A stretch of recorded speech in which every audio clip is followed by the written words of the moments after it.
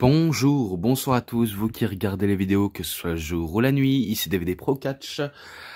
Ouais, donc maintenant je m'attaque aux deux derniers per-view.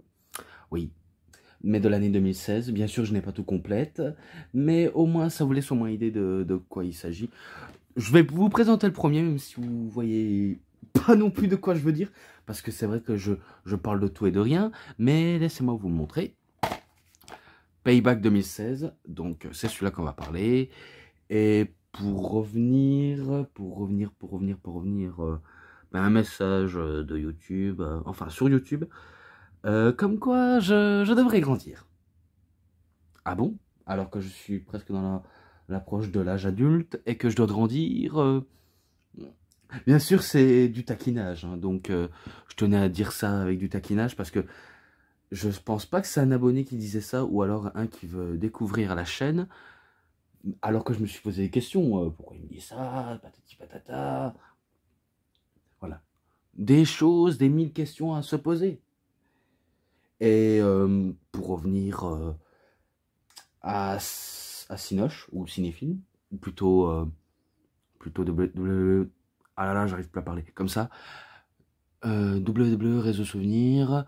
Il revient encore sur l'histoire du Tombstone, alors que j'ai vraiment pas envie d'expliquer. Donc si tu regardes cette vidéo, je l'ai déjà dit sur la vidéo, je n'ai pas besoin de redire ce que j'ai dit, car moi-même, je sais moi-même ce que je dis dans cette vidéo, et que j'ai pas envie de revenir là-dessus.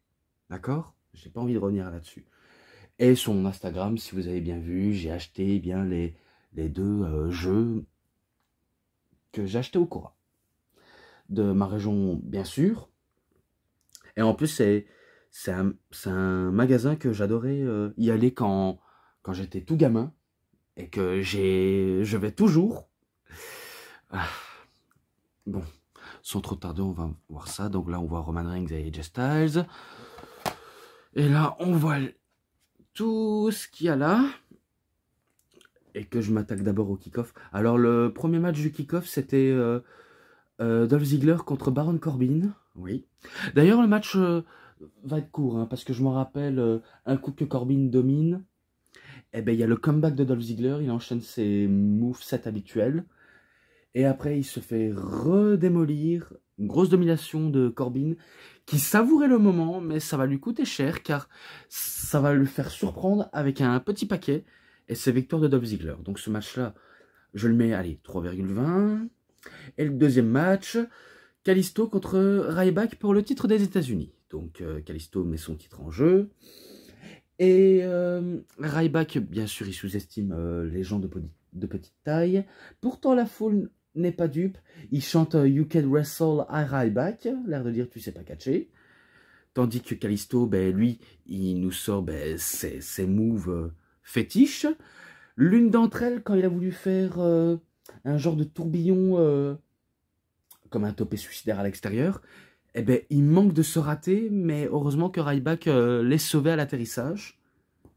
Et qu'après, au niveau de la fin, ce sera, on va dire, une domination de la part de Ryback qui le fait soulever dans les airs sous la deuxième corde, je crois, ou troisième. Mais ça n'empêche pas Kalisto de riposter afin d'esquiver le shell shock pour faire son salide à l'Elsod. Donc c'est victoire de Kalisto, ce match-là, 3,5, je le mets ça. Et maintenant, pour la carte principale, oui, la carte principale, les vaudevillains, donc Aiden English et Simon Gotch contre Enzo Amore et Big Cass. Et c'est pour être les prétendants au titre numéro 1 des titres par équipe. Et je me rappelle au début du show, c'était le New Day qui ouvre le show de Payback. Et qu'ils étaient installés à l'extérieur comme s'ils étaient dans leur chambre. Ouais, car ils avaient apporté des grands coussins, pas pour dormir, mais pour s'asseoir dedans. Je crois que c'était en mousse ou quelque chose comme ça. Soit c'était en plastique, soit c'était en mousse. Ça dépend. De toute façon, je suis pas, on va dire, un grand connaisseur en choses comme ça. Mais que je me rappelle que d'abord, Enzo et Cass, ils font leur petit promo pour hyper directement le match et le show. Ils auront bien faire. Mais sans trop tarder de ce qui s'est passé au début, je vais plutôt me concentrer sur la fin. Oui, je vais me concentrer justement sur la fin. Alors, tout se passe entre Simon Gotch et Enzo Amore. Et que le but, c'est que Enzo Amore, lui, il voulait passer en dessous, mais sauf qu'il va se foirer. Et c'est là où il va, on va dire, se prendre la première corde ou la deuxième dans la figure et qui va s'éclater la tête contre le ring. Et que c'est là où il va être mis KO, pardonnez-moi. Alors que Simon Gotch, lui, voulait projeter Enzo Amore dans les cordes et pas le faire balancer à l'extérieur. Et que ce n'est pas la faute de Simon Gotch, mais bien la faute de Enzo Amore. Donc il a fait le con sous ce coup-là. Et en même temps, il faut savoir, c'est que Enzo Amore et Big Cass sont un peu des connards dans ce qu'ils font. Ce sont un peu des gros enfoirés. Que ce soit dans le bon ou dans le mauvais sens du terme. Bref, ils ont un petit peu des mauvaises réputations. Donc ça finit en chaos technique basique sans que ce soit, on va dire, prévu. Parce que ce coup-là n'était pas prévu du tout. Et malgré tout, c'est victoire des Vaudevillains. Donc c'est eux les prétendants au titre. Et on sait bien qu'ils vont s'affronter le New Day au Extreme Rules. Un show que je n'ai pas. Passons. Ah oui, un match d'amitié, enfin d'amitié brisée, qui va se conclure entre Kevin Owens et Sami Zayn. Vous savez bien que j'avais mis victoire de Kevin Owens parce que c'est lui qui bat son ancien meilleur ami. Même s'il y a eu quelques bons moves, que ce soit, je crois, un plongeon à travers les turnbuckles de la part de Sami Zayn pour qu'il fait un tornado DDT, une main blanche à force de faire un tornado DDT encore une fois, ou encore quand il était en position du pop-up powerbomb, et Sami Zayn, il fait un dropkick dans les airs, il essaie même aussi son hell of the kick, surtout, oui, surtout les souplesses inversées que Sami Zayn fait à Kevin Owens, et que ce dernier, malgré qu'il retombe sur les épaules ou la tête, il continue malgré tout à se les recevoir. Donc comme quoi il en a dans le crâne et il en a même dans le froc.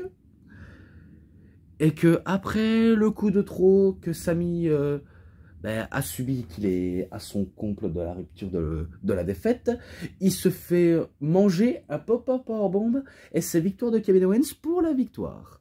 Donc ce match-là en description, vu comment j'avais déjà noté. Maintenant, match pour le titre intercontinental, le Miz contre Cesaro. Et que bien sûr, le Miz est accompagné par sa femme qui s'appelle Maryse, mais ça tout le monde le sait. Bref, je vais pas, on va dire, dire qui avec qui. Tout le temps, parce qu'après, j'en ai ras les fesses. Et que j'ai pas non plus le temps à ça.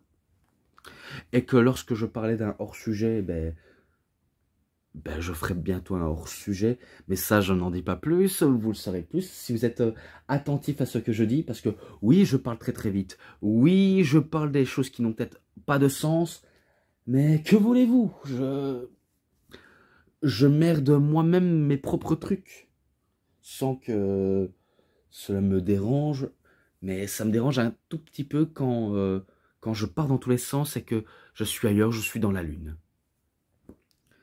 Mais bon, donc on voit bien qu'il y a le Cesaro Swing sur le Miz, ça on voit très bien, et que tout le monde voyait peut-être Cesaro devenir nouveau champion intercontinental, vu comment ils étaient derrière lui, le public. Mais quelqu'un n'est pas derrière lui, c'est McMahon. Vous connaissez bien pourquoi Vince McMahon déteste Cesaro, par rapport qu'il ne dégage rien, alors que ce type peut nous fournir un bon match, il peut nous sortir des bonnes prises, il peut impressionner son monde, et malgré ça, il y a toujours un qui lui met des bâtons dans les roues.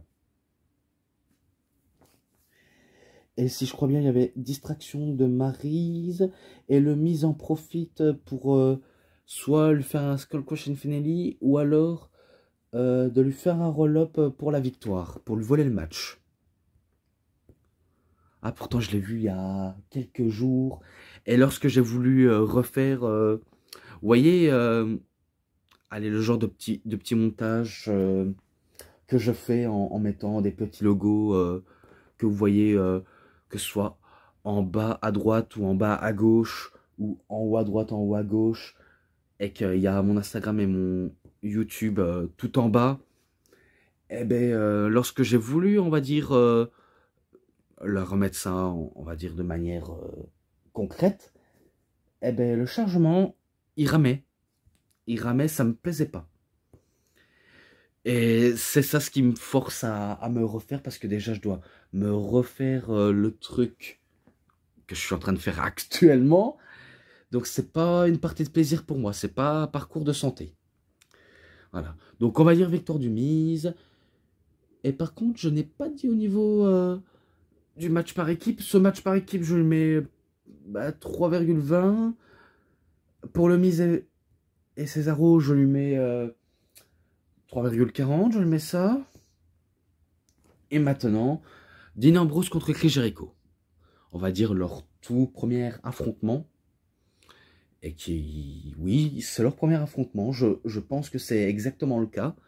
Même s'il y a eu d'énormément confrontations par rapport à les petits talk shows auxquels les deux hommes présentent, comme Jericho, son talk show sous le ring, c'est le Highlight Wheel. Et bien pour Dean Ambrose, c'est le Ambrose Asylum, comme l'initiale de son t-shirt.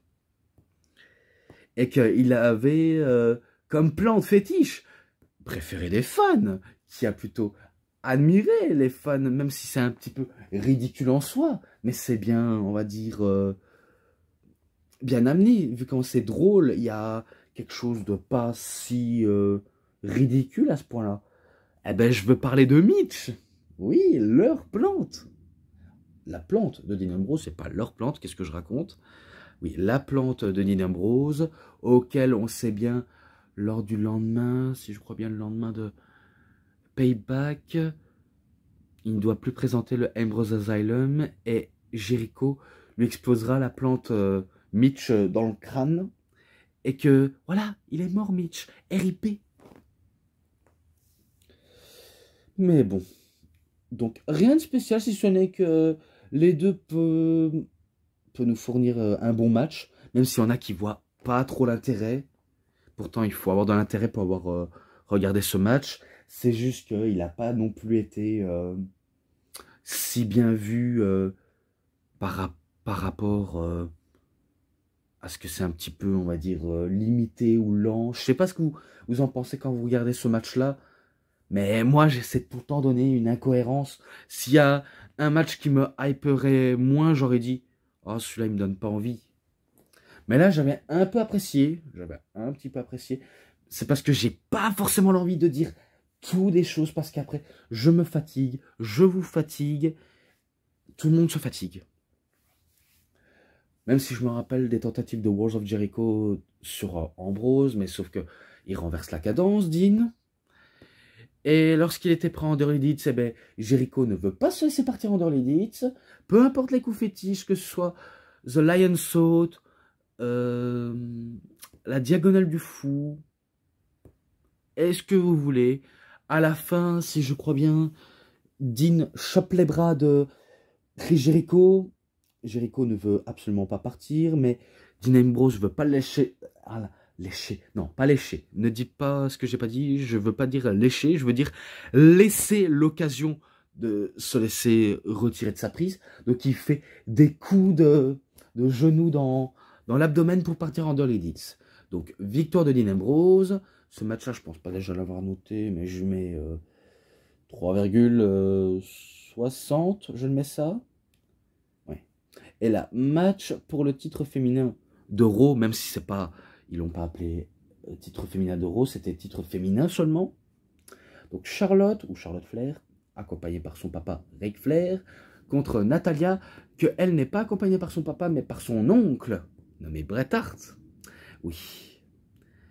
Eh ben, c'était un peu serré. Même si je me rappelle, lors de la victoire de Charlotte, elle se vantait comme quoi elle était génétiquement supérieure aux autres par rapport aux catcheuses en coulisses, et que Natalya a pris ça à cœur, n'est pas d'accord avec la décision de Charlotte, bien là prouver le contraire. Et que, voilà, on ramène les deux légendes pour voir l'un qui doit voir sa nièce remporter et l'autre sa fille remporter le match. Bref, c'était très serré. Et pourtant, ça nous rappelle les plus belles heures à la NXT entre les deux femmes. Même s'il y avait une énorme domination de Charlotte et un petit peu du côté de Natalya. Mais faut dire ça se joue à une partie de ping-pong entre les deux femmes. Ça se joue une partie de ping-pong. Et lorsque Natalya fait son sharpshooter, ben Charlotte, elle va chercher les cordes ou alors elle se dégage. Mais quand c'est Charlotte qui fait son figure 4 à la place du figure 8, ou alors le figure 8 simplement, eh ben Natalya ne veut pas abandonner, mais l'arbitre, je vais vous dire le nom, Charles Robinson, fait sonner la cloche. Donc, arnaque sur les Hart. C'est un remake, hein, franchement. Ça devient quasiment un running gag. Même avec le temps qui passe, c'est vraiment un running gag. Hein, je vous le fais pas dire. Hein. Donc, c'est victoire de Charlotte par, on va dire, tricherie ou alors l'arbitre s'était rangé du côté de Flair parce que oui, l'arbitre connaît bien les Flair, il connaît bien Ric Flair, car c'est ce dernier qui l'a, on va dire, appris dans le ficelle du métier en tant qu'arbitre, soit pour fermer les yeux, ou soit pour arbitrer un match de manière clean. Bref, c'est comme vous le préférez, même si je n'ai pas forcément raison. Mais bon, je me rappelle que les faces se vengent. Donc, Natalya fait un sharpshooter une nouvelle fois sur Charlotte, tandis que Bret Hart sur Ric Flair. Donc, ils se font soumettre par un sharpshooter. Voilà. Donc, ce match-là, 3,5, je mets ça, 3,5.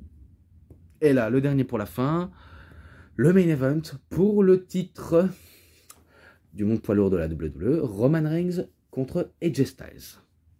Alors, ça a parti tellement vite, hein, ce match-là. Tellement vite qu'il faut que j'accélère la cadence. En gros,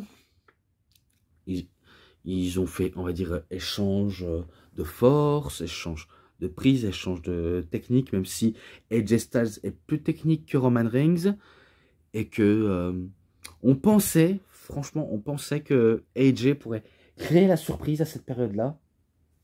Mais rien n'y fait, il n'y aura pas de surprise vu comment la WWE maintient son champion number one futur visage de la WWE, parce que oui, c'est exactement le cas.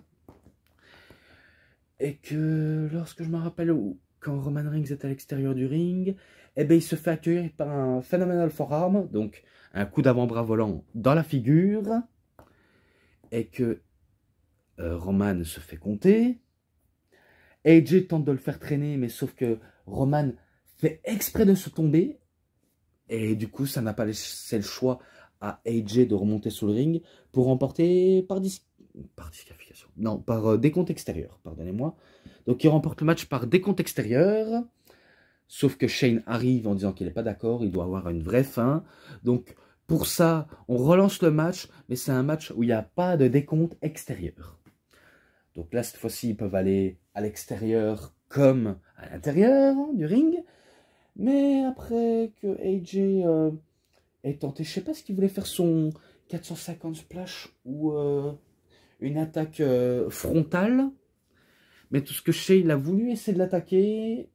Mais Roman donne un coup dans le bide de AJ Styles. Ce dernier simule comme quoi il a mal aux testicules, mais sauf que c'est pas là où Roman Reigns a visé. Et du coup, l'arbitre dit, tu lui as visé l'entrejambe? Roman dit, non, je vous jure. Eh bien, l'arbitre n'a pas voulu entendre, c'est disqualification. Donc, AJ remporte par disqualification 2 victoires sur Roman Reigns, hein, mais sans qu'il remporte le titre. Donc, c'est là où Stephanie arrive, en disant que, vu comment papa, donc le papa de Stephanie, de Shane, prend, on va dire, une décision à la dernière minute, comme quoi il faut relancer le match, et que cette fois-ci, il n'y a pas de disqualification. Donc, pas de disqualification, pas de décompte extérieur. Donc, ça recommence. Je me rappelle, ils se sont battus même dans le public. Dans le public, même à l'extérieur du ring. Et sur le ring, au moment où AJ Styles ramène Roman Reigns dans le ring, il voulait faire son Phenomenal Forearm, il se fait accueillir par un Superman Punch, et au moment où il voulait faire son spear, les Good Brothers, Gallows Anderson, attrapent les jambes d'AJ pour éviter qu'il se fait spearer. Donc ils sauvent les miches de AJ Styles et ils attaquent Roman Reigns. Ils font pas le Magic Killer, mais allez, The Shot of Doom, je crois qu'ils appellent ça.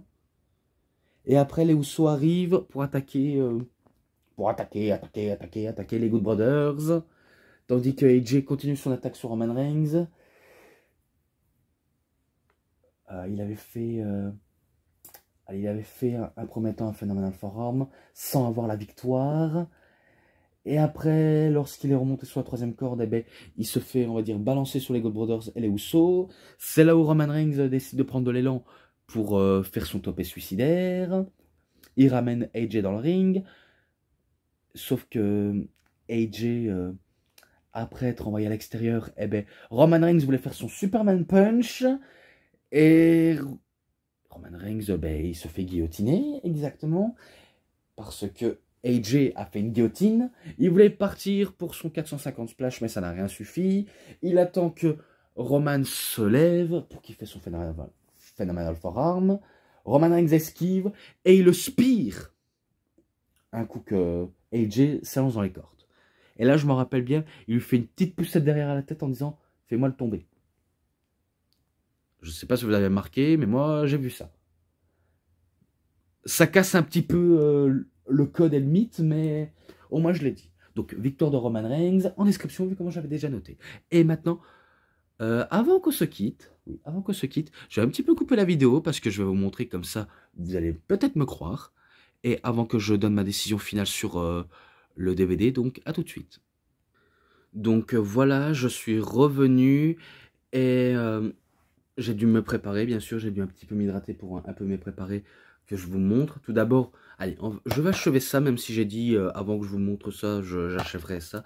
Faut dire, je dis tellement des choses que j'ai même besoin de regarder la vidéo pour me corriger, pour voir si j'avais déjà noté ou non. Parce que je crois des petites boulettes, j'en ai fait un petit peu, mais c'est pas grand chose, quoi. Donc, les matchs, les bonus qui sont des matchs, bien sûr. On va dire les matchs seulement promo et ensemble. 3,80, je le mets ça, 3,80. Donc voilà, terminé pour Payback. Et maintenant, avant qu'on se quitte, ben, je vais vous montrer les jeux que j'ai achetés hier. Même si vous avez déjà vu potentiellement sur mon Instagram, mais ce n'est pas grave, je vais vous montrer tout de suite. Alors bien sûr, je n'ai pas en version Ruthless Aggression, on va dire version collector, version de luxe, quelque chose comme ça. Mais je vous le montre. Donc oui, WWE 2K23 en PS4 et PS5. Alors ce jour-là, donc bien sûr hier, il y avait une promo. Il y avait vraiment une promo et que je l'ai acheté vraiment pas cher. On va dire celui-là 56 €, 59 €. Ce qui en soi, c'est pas terrible. Il y en a qui trouveraient ça très terrible, mais j'ai eu du cran de l'acheter. Bien sûr, je n'ai pas en version de luxe et en version collector, quelque chose comme ça. Mais au moins, il me convient terriblement. Et que j'en suis extrêmement fier. Et que bien sûr, je joue en attendant sur la PS5 avant de finir sur la PS4. Donc, au moins vous saviez. Et bien sûr, je suis tout d'abord en mode showcase. Donc, voilà le récapitulatif de ce que j'ai dit. Donc, je mets fin à cette review. Donc, c'est tout pour cette review d'aujourd'hui. C'était DVD Pro Catch. J'espère que cette vidéo vous aura énormément bien plu. Si vous avez aimé cette vidéo, vous savez ce qu'il vous reste à faire. Likez la vidéo, commentez, partagez, abonnez-vous à ma chaîne, cliquez sur la petite cloche pour avoir plus des notifications et des prochaines vidéos. Et moi, je vous dis bonne journée, bonne soirée à tous. Au revoir tout le monde pour une prochaine vidéo. A plus à tous les fans de catch. Allez, bye bye tout le monde.